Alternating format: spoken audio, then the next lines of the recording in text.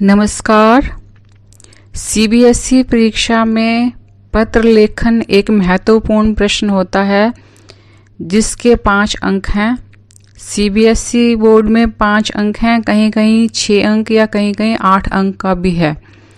और प्रतियोगी परीक्षा में भी पत्र लेखन के प्रश्न पूछे जाते हैं। परीक्षा के लिए ही नहीं, ये यथार्थ जीवन के लिए भी एक महत्वपूर्ण अंग है। तो आज हम सीख रहे हैं कि पत्र लेखन कैसा होना चाहिए जिससे हमें परीक्षा में पूरे अंक मिल जाएं। पत्र लेखन विचारों के आदान प्रदान का एक सशक्त, सुगम और सस्ता माध्यम है। इससे लेखक के व्यक्तित्व, उसके दृष्टिकोण, चरित्र, संस्कार और मानसिक स्थिति का पता चल जाता है।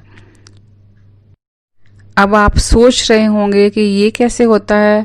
ये ऐसे होता है कि जो पत्र लिखने वाला होता है वो कैसी भाषा का उपयोग कर रहा है, उसकी मानसिक स्थिति कैसी है, उसका पता जो वो उन शब्दों का इस्तेमाल करेगा जो पत्र में लिखेगा उससे पता चल जाता है। जैसे हम लोग जब छोटे थे तो अपने रिश्तेदारों, मित्रों, संबंधियों को पत्र लिखते थे, क्योंकि हमारे उस समय में मोबाइल फ़ोन तो नहीं होते थे और लैंडलाइन फ़ोन भी नहीं होते थे। तो अपने बारे में बताने के लिए और उनके बारे में जानने के लिए हम पत्र लिखते थे। जब डाक विभाग भी अपना काम नहीं कर रहा था तो उससे भी पहले कबूतरों के माध्यम से पत्रों का आदान प्रदान होता था। आपने वो गाना तो सुना ही होगा ना, कबूतर जा जा जा। आजकल तो फ़ोन बहुत कॉमन हो गया है, आम हो गया है। तो जो व्यक्ति पढ़े लिखे नहीं हैं वे भी अपने दूर बैठे संबंधियों से बड़े आराम से फ़ोन पर बात कर सकते हैं, वीडियो कॉल कर सकते हैं, यानी देख भी सकते हैं। तो उनको पत्र लिखने की आवश्यकता ही नहीं है। लेकिन फिर भी अभी कुछ विभाग ऐसे हैं, या आपको संपादक के नाम पत्र लिखना हो या आपको नौकरी के लिए कहीं आवेदन करना हो तो उसके लिए तो आपको पत्र लिखना ही पड़ेगा। ये अलग बात है कि आप डाक से पत्र ना भेजें, आजकल ईमेल का प्रचलन हो गया है, लेकिन फिर भी पत्र लिखना तो आना ही चाहिए ना। तो उसके लिए तो पत्र लिखना सीखना ही पड़ेगा।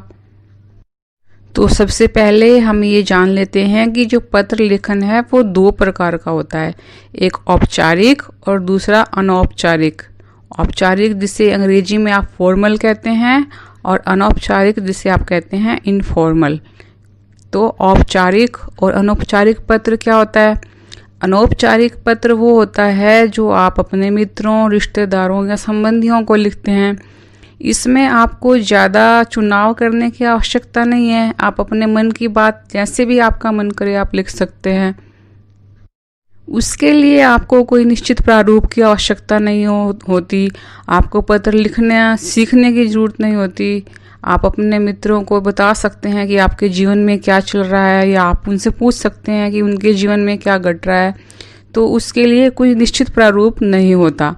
लेकिन जो हम औपचारिक पत्र लिखते हैं जो कि होती हैं सरकारी, अर्ध सरकारी या गैर सरकारी, तो आप सही समझे कि जो औपचारिक पत्र होते हैं वो 3 तरह के होते हैं। सरकारी, जो सरकारी विभागों को लिखे जाते हैं। दूसरे अर्ध सरकारी, जैसे बैंकों या व्यावसायिक प्रतिष्ठानों को लिखे जाते हैं। तीसरे गैर सरकारी, या आप किसी अखबार के संपादक को लिख सकते हैं, या किसी अन्य कोई प्राइवेट फैक्ट्री है या किसी अन्य उद्योग में आप लिख सकते हैं। तो वो गैर सरकारी पत्र होंगे। आजकल प्रतियोगी परीक्षाओं में भी पत्र लेखन के बारे में प्रश्न पूछे जाते हैं कि सरकारी पत्र क्या होते हैं, या अर्ध सरकारी क्या होते हैं, या औपचारिक पत्र क्या होते हैं। तो इस सब के बारे में जानकारी तो होनी चाहिए, लेकिन साथ ही साथ अपने यथार्थ जीवन के लिए ही अगर पत्र लिखने की आवश्यकता पड़ी है तो उसके लिए हमें प्रारूप पता होनी चाहिए कि कैसे लिखते हैं। तो हम सरकारी पत्रों को कार्यालयी पत्र भी कहते हैं। तो उसकी रूपरेखा इस प्रकार है। तो सबसे पहले तो कुछ बातें हमें ध्यान में रख लेनी चाहिए ताकि हमारा पत्र अच्छे से लिखा जाए। आजकल जो है कंप्यूटर और टाइपिंग की भाषा को मद्देनजर रखते हुए सारे जो प्रारंभ किया जाता है वो बाईं ओर से किया जाता है। पहले ये दाईं ओर लिखा जाता था, लेकिन ये आजकल बाईं ओर से ही लिखा जाता है। दूसरी बात का हम ध्यान रखेंगे कि हमें मानक भाषा का प्रयोग करना चाहिए। तीसरी बात कि हम जो भी लिख रहे हैं वो सटीक और सार गर्भित होना चाहिए। हमें अनावश्यक विस्तार से बचना चाहिए, विचारों और तथ्यों का प्रयोग करना चाहिए, और वो जो तथ्य हैं वो बिल्कुल सही होने चाहिए, और हमें शिष्टाचार का पालन करना चाहिए। तो अगर हम इन सब बातों का ध्यान रखेंगे तो हमारा पत्र अच्छे से लिखा जाएगा। तो चलिए हम देखते हैं कि अभी हम कौन सा पत्र सीखने जा रहे हैं। जो पत्र हम लिखते हैं वो स्थायी रूप से होता है, क्योंकि अगर हमसे कोई रिकॉर्ड मांग रहा है कि आपने पत्र लिखा, आपने सूचना मांगी, तो आपके पास एक रिकॉर्ड होता है कि आपने पत्र लिखा और आपको जवाब नहीं मिला, तो आप संदर्भ दे सकते हैं, उस पत्र का विवरण दे सकते हैं कि हमने इस तिथि को ये पत्र लिखा था। तो हमारे पास प्रमाण रूप में वो लिखित रूप में मौजूद रहता है। सीबीएसई परीक्षा में इसके अंक कैसे मिलते हैं ये भी जान लेते हैं। इसमें जो प्रेषक का नाम व पता लिखा जाता है, विषय लिखा जाता है, उसका 1 अंक होता है, और जो विषय वस्तु और प्रस्तुतिकरण होता है उसके 3 अंक होते हैं, और आप किस तरह की भाषा या व्यक्ति का प्रयोग कर रहे हैं उसका भी 1 अंक होता है। तो इससे कुल मिलाकर 5 अंक बन जाते हैं। फिर से समझ लीजिए कि जो आप प्रेषक का नाम, विषय लिखते हैं उसका 1 अंक, विषय वस्तु प्रस्तुतिकरण के 3 अंक, और भाषा और व्यक्ति का 1 अंक, तो कुल 5 अंक। अब यथार्थ रूप में जो पत्र लिखे जाते हैं सरकारी विभाग से या किसी प्राइवेट विभाग से, तो उनके पास लेटर पैड होते हैं और उस पर उनके जो विभाग और का नाम होता है वो उस पर छपा ही रहता है, तो उसमें अलग से लिखने की आवश्यकता नहीं पड़ती क्योंकि उसमें छपा ही रहता है। लेकिन परीक्षा में तो लिखना आवश्यक है, या फिर आप जब वैसे लिख रहे हैं सादे कागज पर और उस पर छपा हुआ नहीं है तो भी लिखना आवश्यक होता है। तो सबसे पहले हम प्रेषक का नाम व पता लिखेंगे बाईं तरफ से, और उसमें हम क्या लिखेंगे, परीक्षा के लिए हम लिखेंगे परीक्षा भवन, और अगली पंक्ति में लिखेंगे क ख ग, क्योंकि नाम या जगह का नाम परीक्षा में बिल्कुल भी नहीं लिखना होता। इस बात का अवश्य ध्यान रखें कि आपको अपना नाम, अपना निवास स्थान या अपने विद्यालय का नाम परीक्षा में कहीं भी लिखना नहीं होता। तो इसमें हम लिखेंगे परीक्षा भवन, क ख ग, और दिनांक। दिनांक जो है ये पूरी लिखेंगे। मान लीजिए आज तिथि है 20 अक्टूबर 2020, तो इसमें आप अक्टूबर की जगह 10 नहीं लिखेंगे, यानी 20-10-20-20 की बजाय आप 20 अक्टूबर 2020 ही लिखेंगे।